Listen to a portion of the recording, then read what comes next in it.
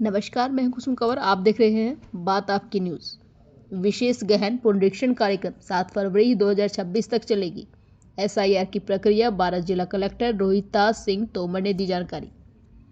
12 जिले में विशेष गहन पुनरीक्षण कार्यक्रम के तहत 7 फरवरी 2026 तक एसआईआर की प्रक्रिया चलेगी। इसे लेकर जिले में व्यापक तैयारियां की गई। कार्यक्रम के अंतर्गत 3 नवंबर तक प्रशिक्षण एवं गणना प्रपत्र के मुद्रण का कार्य होगा तथा 4 नवंबर से 4 दिसंबर तक घर घर गणना पत्र के विवरण एवं संग्रहण का कार्य होगा। इसके पश्चात 9 दिसंबर को मतदाता सूची का ड्राफ्ट प्रकाशित किया जाएगा।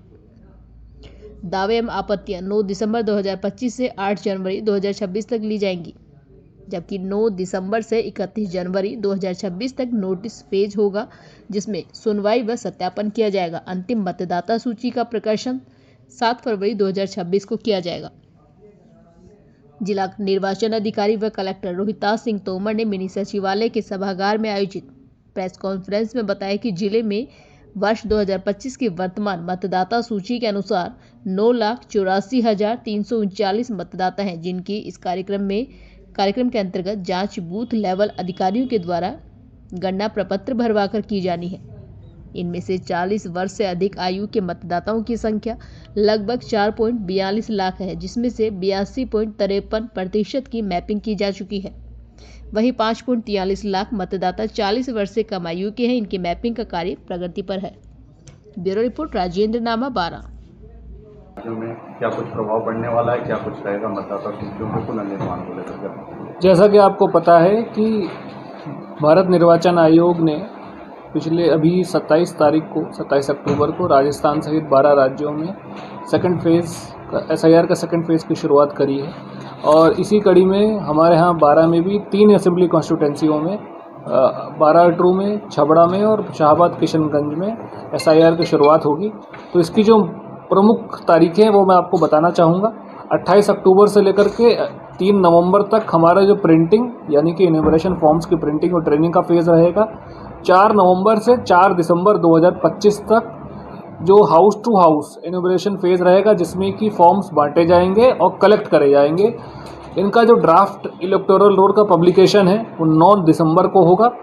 9 दिसंबर से लेकर के 8 जनवरी तक दावे और आपत्ति यानी कि जो फॉर्म 6, 7, 8 होते हैं उनको जमा करने का पीरियड रहेगा। 9 दिसंबर से 31 जनवरी तक जो लोग ड्राफ्ट पब्लिकेशन से में आए हैं परंतु उनको नोटिस जारी करने की ज़रूरत पड़ी है, उनके नोटिस, हियरिंग और डिसीजन का फेस रहेगा। और इन सबको मिलाकर के 7 फरवरी 2026 को जो फाइनल पब्लिकेशन है इलेक्टोरल रोल का वो होगा। मैं आपको संक्षेप में जो इनके फेजेस हैं उनके बारे में थोड़ी जानकारी देना चाहूँगा। सबसे पहले इसमें यह है कि एक महत्वपूर्ण, एक बहुत ही अच्छी सुविधा करी है कि जो इनॉग्रेशन फॉर्म है वो प्री फिल्ड रहेगा। उसमें आपका नाम, पुरानी फ़ोटो, सभी कुछ पहले से भरा हुआ आएगा। बीएलओ इसी शनिवार से इन फॉर्म्स को घर घर जा कर के बांटना शुरू करेगा और हर घर में जाने के लिए वो 3 कोशिश यानी कि उसको 3 राउंड करने ही करने हैं हर घर के। उसको आपको फॉर्म को भरना है और जो पहला फेज़ है उसमें सबसे अच्छी बात यह है कि आपको कोई भी दस्तावेज नहीं देना है। ड्राफ्ट रोल में नाम को ऐड करने के लिए सिर्फ और सिर्फ आपको फॉर्म भर के साइन करके वापस करना है, यानी कि उसमें जो डिटेल है वो भरने हैं, आपकी नई फ़ोटो लगानी है और साइन करके दे देना है। साथ ही साथ ऑनलाइन भी ये फॉर्म आपको भरने की सुविधा दी गई है। इसके बाद पब्लिकेशन होगा। जो लोग मानी कि 27 अक्टूबर को जिनका नाम था जिस वोटर लिस्ट में और ड्राफ्ट में नहीं आए, यानी कि वो लोग नाम कट गए किसी न किसी कारण से, वो कारण होंगे या तो एब्सेंटी है यानी कि वहाँ रहता नहीं है, डेथ हो चुकी है, शिफ्टेड हो चुके हैं, या फिर डुप्लीकेट नाम है, मल्टीपल जगह उनके नाम हैं। ये इस लिस्ट को, सूची को सीओ सर के जो हमारे सीओ राजस्थान उनकी वेबसाइट पे भी लगाया जाएगा। और उसके बाद जो अगला फेज़ होगा उसमें जिनको भी नोटिस इशू होंगे, ईआरओ साहब को लगेगा कि इसमें या तो उनको पूरे और प्रमाण की ज़रूरत है, उनसे वो नोटिस इशू करेंगे, सुनवाई का अवसर देंगे और दस्तावेज मांगेंगे। उसके बाद फाइनल पब्लिकेशन होगा। साथ ही साथ 1 जनवरी 2026 की जो तिथि है उससे जो फॉर्म्स आने हैं, फॉर्म 6 वो भी लिए जाएंगे, फॉर्म 7, फॉर्म 8 जो हैं वो भी लिए जाएंगे। इसके बाद फाइनल पब्लिकेशन 7 फरवरी 2026 को इन सब का होगा।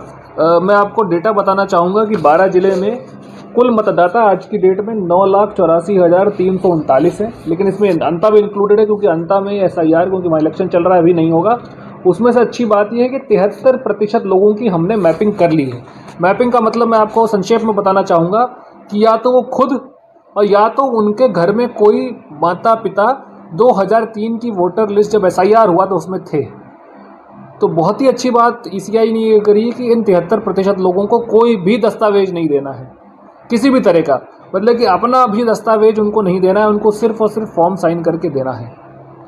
बाकी 27% जो लोग हैं उनमें भी हम कोशिश कर रहे हैं उनको, क्योंकि हो सकता है वो बाहर से आए हों, उनके कहीं और राजस्थान 12 से बाहर या फिर राजस्थान से बाहर किसी AC में उनका नाम हो, तो वो भी हम कोशिश करेंगे कि पूर्णतः मैपिंग कर लेंगे। और ECI नेट जो हमारा ऐप है उसमें लगातार मैपिंग चल रही है, और जब घर जाएंगे तो उनसे पूछ करके इस मैपिंग को और वो कंटिन्यू करेंगे। इसमें सब बहुत बड़ा रोल रहेगा राजनीतिक दलों का, जिसमें कि BLA 2 का अपॉइंटमेंट किया गया है। BLA 2 जैसे BLO होता है, हर बूथ पे एक एक BLA अपॉइंट राजनीतिक दलों द्वारा किया गया है। हमारे यहाँ दोनों जो राजनीतिक दल हैं उन्होंने अपना अपना BLA 2 अपॉइंट कर दिया है। वो भी इनोग्रेशन फेज़ में एक दिन में 50 फॉर्म ला करके जमा कर सकता है। उसको BLO वेरीफाई करेगा और उसको फिर ऑनलाइन चढ़ाएगा। इसमें साथ ही साथ voters.eci.gov.in वेबसाइट है, जिसमें दूसरे राज्यों की भी वोटर लिस्ट अपलोडेड है। तो बाहर से कोई व्यक्ति आया है, अगर वो अपना नाम ढूंढना चाहता है, एपिक नंबर ढूंढना चाहता है, तो वो भी उसमें जा कर के अपना नाम ढूंढ सकता है, और ढूंढने के बाद वो उस फॉर्म को भर के दे सकता है। बहुत ही सिंपल प्रक्रिया रखी गई है, और इसमें हम लगातार मीडिया से वार्तालाप करते रहेंगे। हर हफ्ते हमारा प्रेस नोट जाएगा, साथ ही साथ क्लेम्स एंड ऑब्जेक्शन हर हफ्ते जब दिए जाएंगे तो उसकी सूचना भी आपको दी जाएगी। इस पूरे कार्यकाल में 6 से 7 बार हम प्रेस कॉन्फ्रेंस भी करेंगे, और साथ ही साथ हम आपसे ये भी अपेक्षा करेंगे कि इसके बारे में आप ज़्यादा से ज़्यादा लोगों में जागरूकता फैलाएं। और मेरा ये मानना है कि 100% लोगों के फॉर्म 12 जिले में वापस आने चाहिए।